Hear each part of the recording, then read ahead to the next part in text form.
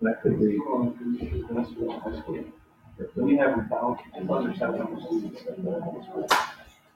There's 60 right now. So. Just ignore me, I'm just gonna talk to that thing. So, hey, welcome to the second annual Badgers Best Practices, a place where smart people share great ideas and we go off and be better teachers. So, that's what I'm gonna say. And then I'll just cut whatever we need to cut. Talking. But So can they see me from here? I'm gonna double check that, but I think they can. Yeah. Can you see it? So then how do I switch back and forth between my iPad and the desk? Do I just click desktop? You just click desktop. And introduce yourself. Okay. Hi, I'm Colin Speck. I graduated from here in December of 12, so I had the semester, which was great. Because then I got an extra semester of, I guess, looking for jobs or something in the area, or trying to find somebody that wanted to hire me or whatever.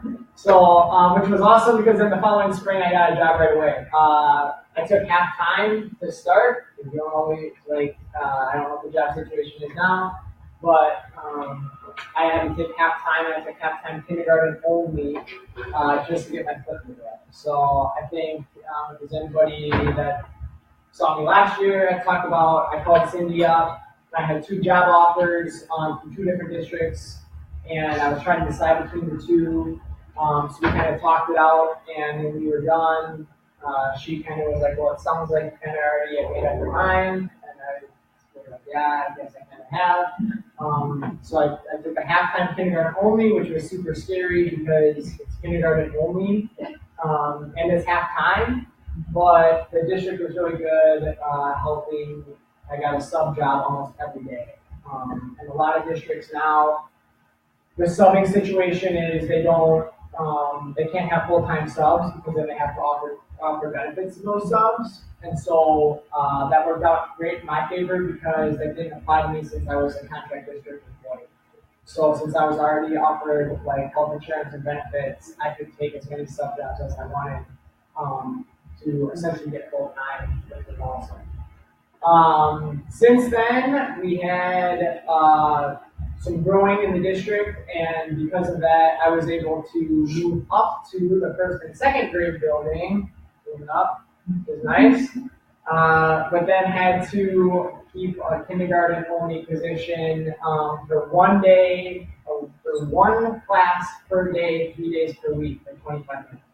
So then it was traveling back and forth, all 1st and 2nd grade in the morning, and then lunch, travel on my lunch, kindergarten class, Monday, Tuesday, Wednesday, and then the rest of the time was all 1st and 2nd grade, back at the 1st and 2nd grade building. So it was crazy, and then did that for a couple years, and now here I am, moving up again, growing in the district, so another class got bumped up to 1st grade, so now we have enough numbers in 1st and 2nd grade that I can be allocated to only 1st and 2nd grade building full time, which is great. Like that. So it only took 5-6 years almost to get there, but we got there, and it's awesome. And I would say for me, for my situation, it's really great being at one building. I'm the only FIED teacher, which pros and cons, it's nice to be able to teach with somebody else and bounce ideas off. But at the same time, my curriculum is my curriculum and whatever I want to do. So as long as I can justify it through state standards and national standards, I don't have an issue with somebody coming in and saying no, you have to do swim or you have to do whatever. As long as I can have the equipment for it, I can do it, which is great. Yeah. It's me in a nutshell, I guess. Outside of FIED, I coach. I coach gymnastics in Middleton, and I coach track and strength and conditioning in Mount Hora. This is for sure I've done football since I started pretty much. So I gave that up and just got to be too much going year round. So I actually needed that summer break, which was nice. Yeah. So I brought some cool stuff, I think. One of the things that I've really been trying to get emphasis on is fitness. And so I've picked out some new hotness, as they say, fitness stuff that it's a little pricey. It's a lot of it you can't get through, I guess, like the other means of like cheaper companies, or I can't use my US Games gift certificates on it because it's Gopher exclusive or whatever. But then I use my regular budget money for that, and then I use my fundraising and my US Games from Jump Over Heart for like my utility balls and my basketballs and the stuff that you can get through that. So I made a short video integrating technology in the classroom using my school Mount Horeb School District iPad that they gave me, which is pretty neat. And Cindy provided me with this cool hookup here. So I'm gonna see if I can get this to work. Let's not celebrate yet. There Yeah, we go. right, Okay, right. there we go. Should be okay. So let's get, all right, here we go. Pretty neat. Okay, so I approached a couple of my classroom teachers and I said, hey, you got any kids that you do a little extra moving? And they were like, well, yeah. I kind of sent them down during literacy block, and I was like, yep, absolutely. Happened to line up with my prep. So I got some nice volunteers here that came down to demonstrate some of our equipment. So the equipment that I brought today to use, I'm probably off camera now. You brought that. Over. Alright. I brought, the first thing we'll see are 2 kettlebells. So these are intro fit kettlebells from Gopher. Actually, I ordered 6 of each last year, and I'm ordering 6 each more. I should have to order them by this week. So the blue ones are 1 pound. 1 pound foam kettlebells, non-stuff. You can drop them. The handles are pliable. Yeah, kids love them. The orange ones are 4 pounds, so like for your second graders that are a little getting bigger and stronger. Like you'll see Henry here has no problem moving the 4 pound around. The handle is hard plastic at that point, but it does mold all the way through the like harder foam so that it shouldn't break off, or they say it won't break off. So I haven't had any issues. I used them all year last year, and I got them out once so far this year. Today was our first day using them. So the kids know, I think I have 5 exercises on here. They know 8. Our second graders all know 8, and our first graders will know 8 by the end of the year. So these are the first ones that I brought. So we'll try to play this, and I'll talk you through it. Oh no, here we go. So you do the single arm. So we're doing right arm first, and then we'll switch over to left arm, and I got a cue down here also. So I say between the legs and then just to the face. So with a single arm swing, you just go, oh, shoot. It's like technology, right? Okay, so between the legs to the face, between the legs to the face. And they keep a straight arm when they do it, just like a regular kettlebell swing. Okay? That's the first one. Keep it moving, as they say, and then it's walking the legs to the face. And look at me here. Now this is our upright row with a high pull. So straight arms, and I use chicken wings. Okay, so you'll see, you can kind of tell Landon, you kind of see Landon over here. He can move the 1 pound pretty easily, so he's going a little too high. So then as the kids are going through the different exercises, I usually alternate between 1 pound and 4 pound, and then I can make corrections as we go around. I have between 17 is my smallest class, and 22 is my biggest. So pretty manageable size that I can kind of float around and make corrections. We're usually with a partner right now because we have only 6 of each, so you're partnered up, and then you do 10, your partner does 10. You do 10, your partner does 10. You do those 15. So high pull.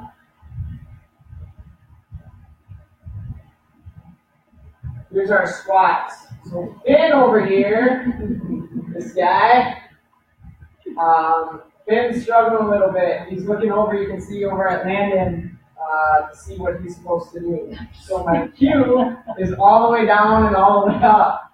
So this is Finn's all the way down and all the way up. I think I mentioned that these are kids that have a little extra energy, so typically also the ones that maybe aren't always listening to what the cues are when you're in their classroom. So Finn's all the way down, all the way up is I'm going to bend over at my back and then stand up again.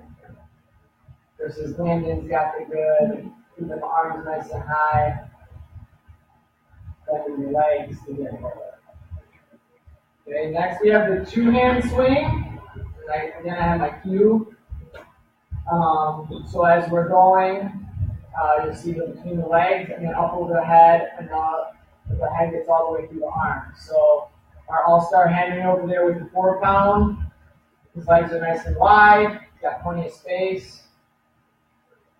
Finn's doing the old, whatever I'm supposed to do, it's done too. Okay, and I think this might be our last one. We have deadlift. So this is the one that kids struggle with the most usually, but if you do straight arms, okay, so you're going to bend the legs and stand up. What they like to do is they like to add this with the high pull. So when they squat down, they'll pull the kettlebell up like this. Maybe they got the old 1-2 going on here. Let's see that. Let's keep it pretty straight. There you go. Finn's pushing into the ground. That's another way you can tell them. Push it to the ground and then pull it back up. Okay? So that was the kettlebells. So Is there nothing in between 2, 3 pounds? there's not currently. So you can go through US Games has a 3-pound, but they are a hard rubber that I've played with and I don't like it as much as they're more for like an advanced level versus if I have a kid that drops this on the gym floor, I'm not too worried about it. So that's where we're at there. Okay. I really like them. I'm hoping to learn more and add more once I get more of them. So if I'm gonna have 12 and 12, I'm hoping we can do a lot more with them. Which would be great.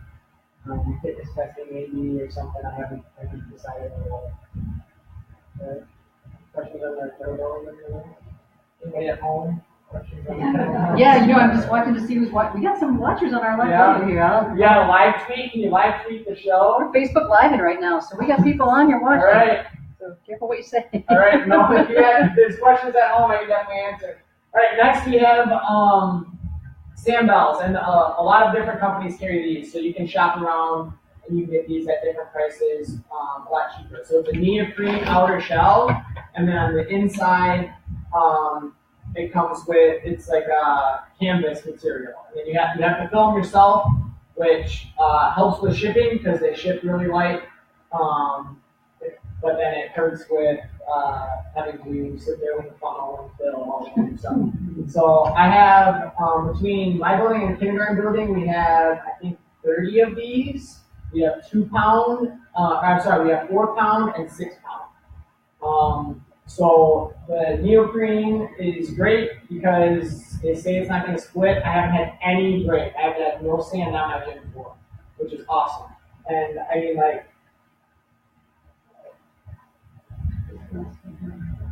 I can slam this. I mean, you can probably hear it if I land it flat on the machine, but we'll see what the kids do here. And again, we use these today. Set up some different fitness stations.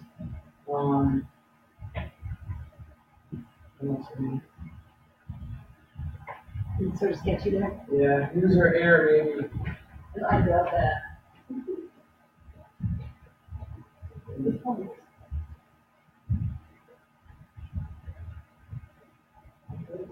Hopefully, we're back. All right, here we go. We're back. Yes. Okay. So here, these young ladies are going to demonstrate some of our exercises here. I didn't get quite as fancy with the cues.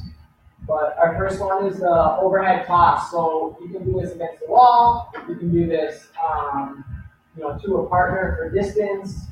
But it's the overhead toss. You can incorporate opposition, so they're stepping with their favorite or not favorite foot. When they get the overhead throw going, and throw some down to the wall. Next we have. Here we go. Next we have the behind the back toss. So this one I do like to do for distance. You can kind of see, I brought a map of my gym too. You can kind of see I have different color lines here. So they stand at the white line and then they can throw to the different lines for points. Or they can throw to the different lines as a competition with their friend. Now get past the red line, now get past the yellow line, whatever. So overhead toss, behind the back,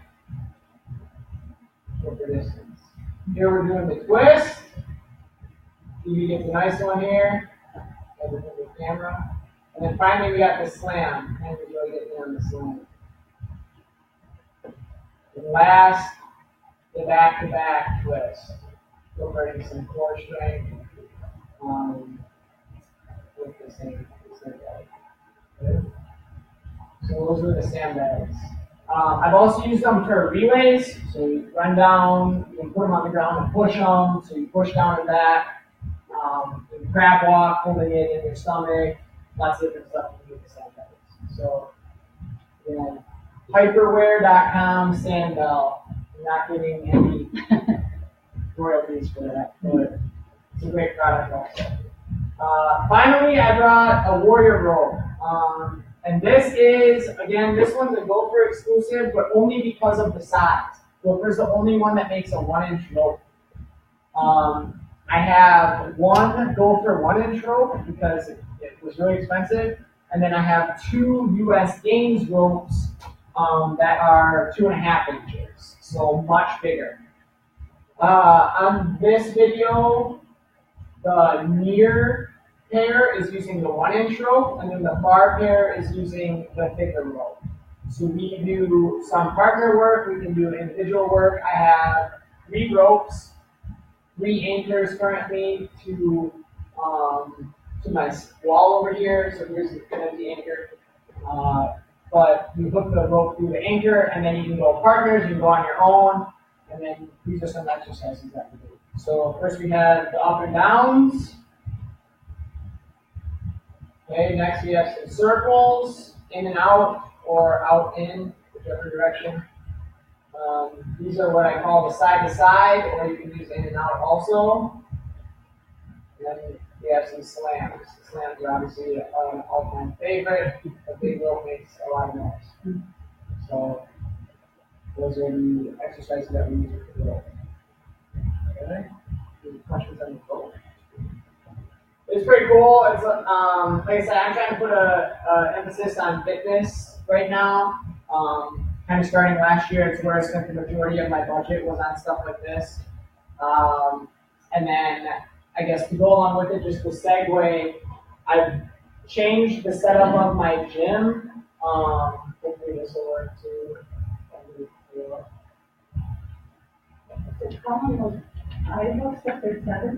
Yes, come with it. Okay. So they Gopher it comes with, but they also sell them separate. And it's Warrior Rope is the brand. So what I did was US Games ropes do not come with the tethers. So then I had to buy the tethers separate through Warrior Ropes directly. Which was still cheaper than buying the 1-inch Gopher rope with the tether.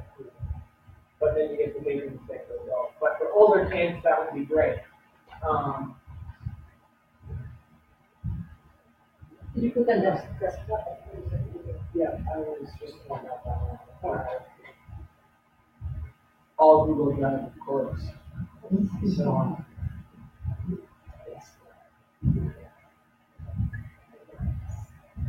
all right, so here's a map of my gym that I spun up last year because I got sick of trying to describe things through words when I was using lesson planning and self-planning. I could just I just print this, it's right with it, and then I can mark where kids are gonna stand or whatever. So in my gym, what I've done is I've taken the basketball court, and that's my primary, I guess, outline. And then inside of that, I've created different locations where kids can use for, we use it for warm-ups, we use it for dividing into groups, we use it for different activities, different games, etc. So on each side, this big black line right here would be the volleyball court that I also have on my gym floor. So on each side of the volleyball court, I have Viking heads. On this side, they're black, and on that side, they're red. So I have black Viking heads, red Viking heads. And then we can go, relays back and forth. We can use those for games like sideline hockey, sideline soccer. You have to stand on the Viking heads, and then that's your Viking head spot, so you can still reach with the hockey stick in between. And then what I use them for on a regular basis every week is for warm up. We can line up on the Viking heads, and then I use these colored lines to do relay style shuttle runs. Give them a color pattern of healthy fruits and vegetables, or just the colors. So tomatoes, cucumbers, corn, and that. Then they run out to those colored lines, and then they finish with their green back here at the bottom. Also on the two ends, I have blue X's on one end and green stars on the other end. So then you go from end to end. Again, you can use this for M-line soccer. You can use this for basketball passing drills. You can use it for any number of things. Relay races, etc. Obviously, line kite is great. First and second graders, beginning of the year, just to explore space. So having a lot of lines is yeah. It's awesome.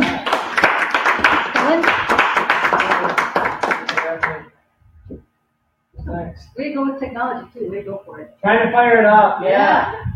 Take a chance. So yeah, I'm glad it worked out. Could have been a big dive bomb. That's no way. Who wants to? You want to learn to dance? Yes. Yeah. Should we go dance someplace? Because Nicole wants to play too. I did bring stuff to play, but there's so few of us. It might be a challenging day. I'll do things first and then go play. Yeah, sure. Does anybody else have something to present that doesn't require more space? Games and lots of stuff. I do have lots of stuff. I really brought it because I do have my other TV thing, but I'll just share it in the box. Okay. So we're live. There are people Live. Wow. So cool.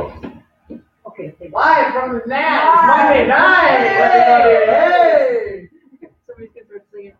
So, I was just at our professional developments for elementary, and we introduced ourselves, and I said, I'm Jane Koval, and I said, still at them. So, I've been there over 30 years, and still there. So, my passion is movement education using the Lamont framework. So, the first part of the year is always the best part to get that going, especially for K-1-2. I have first through fifth, but last year they threw a K at me, and I survived. So I hadn't had K before that. So,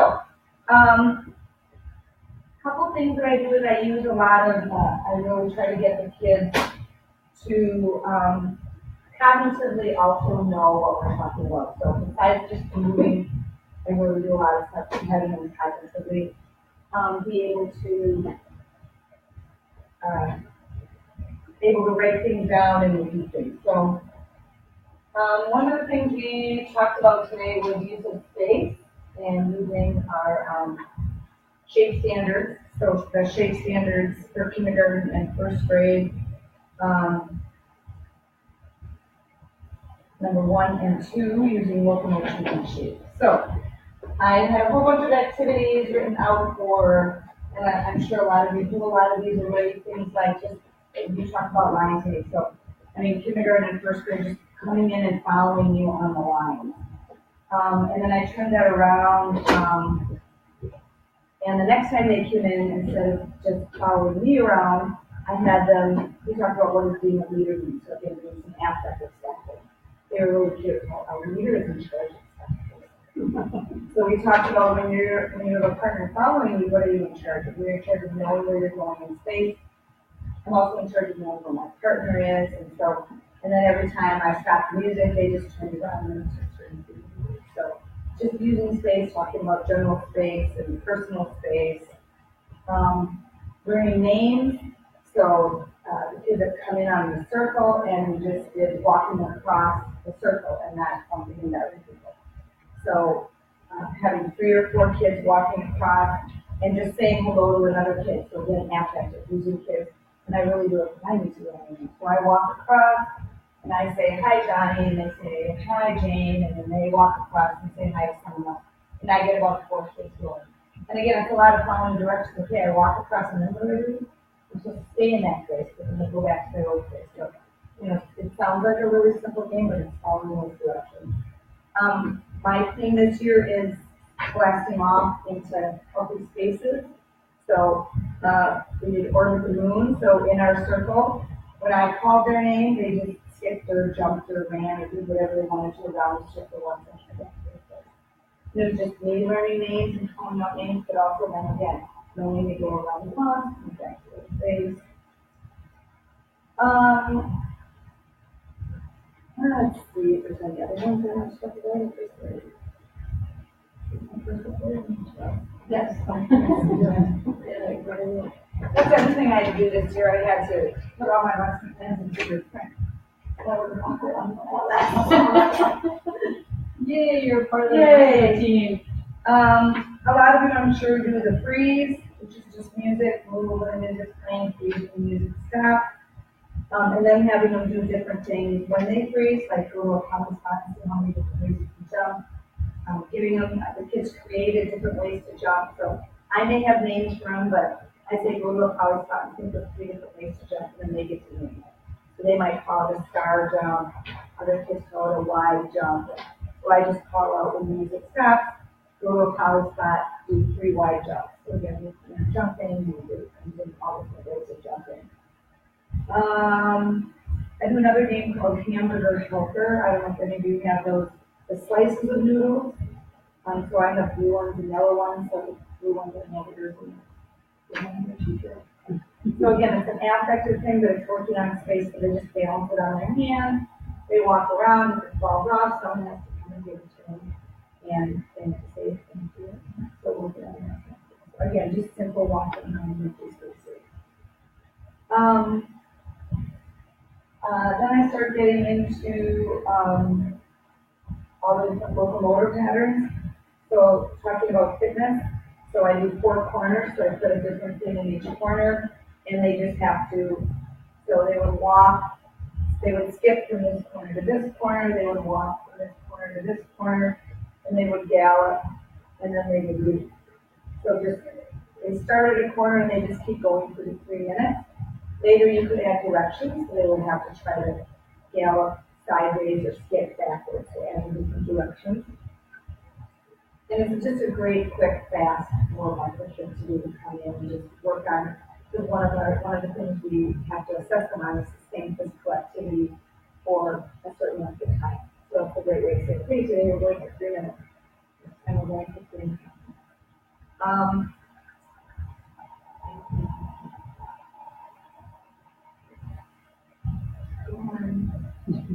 Traveling with a partner.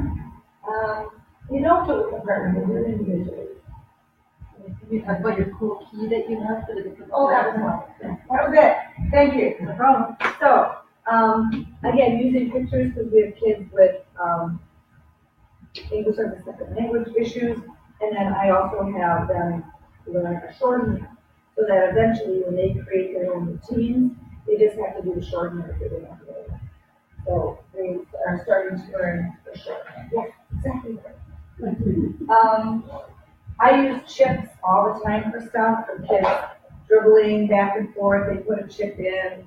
I teach 3 serve, 4 squares, so they each get 3 serves. You know, some kids that they just can't keep track on their own, so I use just milk tops for a lot of things. So today was our third week and the kids were working on their, learning those shorthands. So I talked to the kids about playing bingo. So I'm doing this with a partner, and this is just sitting on the floor and learning how to take turns. So do you want to go first or should I? And I'm gonna pick hop. Together we have to hop to the other side of the gym and back, and then we put a chip on top. So just working on being partners, doing all the activities. And it's also nice to do in partners because all of a sudden you'll see one kid who can't do it, and then look at your partner and see if you can match what they're doing. So, and then when they get done putting the chips on, they need to just tell me that they're done, and then I say, okay, now take the chips off. But when that last group tells me the chips are on, then we're done. So always giving them something else to do when they're done to kind of keep them going until the last group is not obvious. They do the last group and others. So trying to keep the activity continuous and keep it going. So we'll use this a lot when they're writing their all their routines. They can use this, so they'll see this several times. I have a CD that I made with all different songs. So it's Get to My Lou, At the Hop, Lambo Leap. So I'll put that on, and it's just got about maybe 20 seconds of each song and then a pause. And the kids just have to move through general person's face and do those different activities. And that's a real quick, fast, easy, difficult mystery movie when you don't know what's coming after. It's all that after 30 seconds, I think, minutes. Learn what that is.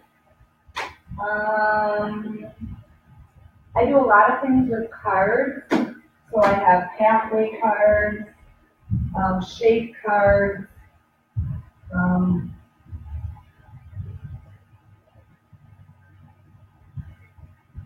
curl, straight, and wide shapes. So we play card sharks. So there's poly spots spread out around the gym. And then as the kids enter, I'll hand them a card and they just have to hide it under a poly spot. And then they go around and they peek and then they do it. And then I'm the guesser the first time, like, oh, I see a wide shape, are you wide? Oh, they get so excited. They guess what they have. And then they'll do it with partners. So I'll peek and I'll do it and they have to guess. So partners guessing. So it's a great way for them to show off what they can do. And then they get ideas from other kids. And I can show them too. Eventually, one of my favorite lessons is we go outside. I get really brave and I take the first grade outside. And I have all different pathways that I chalked in huge, like the circle is as big as this room, and then a square, and an S shape. So I take chalk and I make huge patterns all over the whole huge blacktop. So first we'll just stand on the hill looking down and we'll just talk about, points to the different pathways, bunch of straight pathways and curvy pathways. And then we'll get down there and they can just travel on all the different pathways and just explore them. And then we'll say, okay, run to a straight pathway, run to a curvy pathway. And then they can pick cards. Pick a card, any card. So I'll have these cards in a hula hoop, and they'll have to grab one, and then they'll go and they'll travel on it. They'll go and they'll travel on the other one and they'll put it back. So I love it because it's outside and it's different. Because inside, I think pathways are they're just abstract. Straight is pretty easy, and then we have a circle, but wavy and S is kind of abstract in the first grade. So if we do it outside first grade. So then I say, now you're going to pretend that it's on for the gym. The last thing we start to working on is having them make up sequences. So they'll start out, and I'll have 3 different, so gallop, hop, and walk. So they'll practice putting them in, and then I'll say, okay, now you have to make a shape in between. And then they'll start to make up their own with these little cards. And then the older kid will actually also add pathways and directions if they want. And I have paper plates with all of them on, so then they each get their own plate and they can practice putting them in different ways. They can do them for each other. How long is that pathway? Do you call that a unit? Or do you do that? So I call it movement soup. Okay. And we read the book, Making Vegetable Soup with Lois Eller. And then on my wall, all the different things are different vegetables, like the peas are movement. The peas are locomotor pattern, and then each pea is big belly block. So that's about a 4-week week. So we'll start with space and locomotion, and then we'll add directions and space, and directions and balancing, and so we just keep layering that. And then we end with basic activities. And with shapes, so again, they want you to be adding literacy into your program. So each group has this, and it'll be like a relay. So this will be their game piece. And then down at the other end, there's all these different balances. And then they just go grab them and they bring it back, and they have to do the balance. And then they have to decide, is that wide? So they just put it on. So now this one is easy because it's exactly the same as the picture. And then the other one's like, so there's this one. And I'll have to decide, oh, do that shape, no, oh, that's a different kind of water shape. So kind of seeing that, because when you start doing, if you do this, you do card sharks, they think every wide shape has to look like this. So it's exploring and knowing there's lots of different wide shapes. Some other way to have it sorting and matching. All right, okay. Nice. We actually have pizza coming at 5:30, so I'm just gonna say here, and then we can make more for everybody else. So, yeah, I just wanted to take an opportunity to tell people about what's going on here, because all kinds of stuff is happening here. So our program has been revised, and it's been a while since that happened. But we basically have a new sequence of courses now, which as soon as students come into PE, they're teaching. So we have a series of 4 methods courses, and they teach every one of those in progressively more and more difficult schools. In Britain, we're upfront some of that, but we initially teach to each other, then we go and teach to a very safe space, and then we go teach in an elementary in Madison, and we go teach in high school. And so our students are actually getting lots of practice, and the planning is really real. If you're not planning this student plan, it's just like for you and me and we all of it. If we actually try it, and they're great, and they're not as great, but they're really stuck and help you try to do better than that. We're really happy with the program. It's just our students are getting so much better, so much better. And the other thing that's happening is that a lot of our police majors are figuring out that we have some cool skills that our community teachers have when they leave. And so we are now opening some of our classes to new students, and they're loving it. So we teach a behavior management class and community building class. We now have 2 sections of it because immediately now. So we are hoping to do that same thing. It's hopeful to other new programs who are in the programs. So that's a really good thing. Also, for the first time ever, we have a PE club. It's starting tomorrow for the first time ever. We're so excited. We're looking forward to doing lots of community projects and fundraising and stuff on campus. So excited about that. So we'll be pushing off this stuff with that. And we also have a brand new partnership with Boys and Girls Club. So we are now, we really want to serve underserved populations. Tim does a great job with adaptive. But there are other underserved populations in this town, and Boys and Girls Club is one where we are really able to work them. So we're going to try to have our students go out there for internships and extra credit and cursive courses, and then the club is going to go out and do it. So that's just, we're really excited about all of that going on here. And also, what our own